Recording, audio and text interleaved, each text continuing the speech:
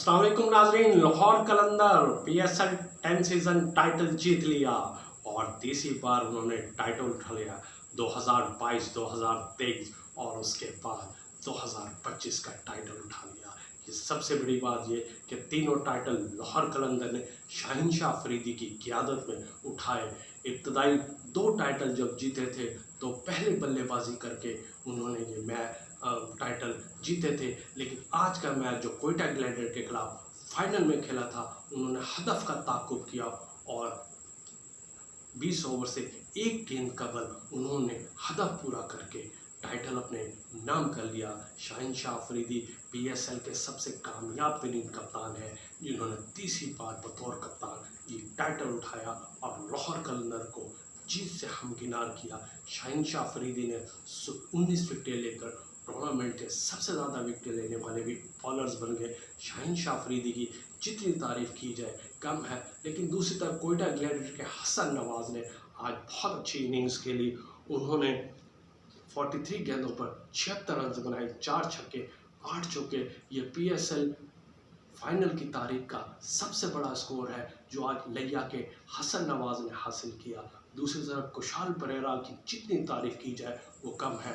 कुशाल परेरा आड़े आ गए, एक मौके पर 17 ओवर तक ऐसा लग रहा था कि कोयटा ग्लैडिएटर ये टाइटल जीतेगी, लेकिन कुशाल परेरा ने 31 बॉलों पर 62 रन बनाए, 4 छक्के 5 चौके।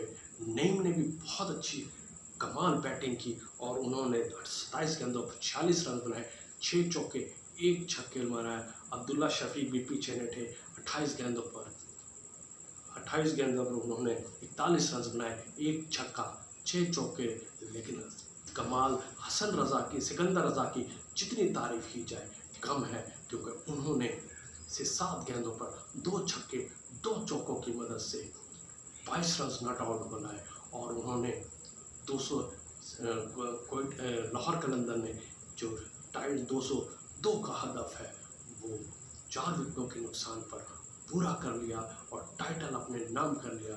2016 और 17 में फाइनल खेलने वाली कोयटा ग्लैडिएटर और 2019 में टाइटल उठाने वाली कोयटा ग्लैडिएटर 2025 में टाइटल उठाने से महरूम रह गई।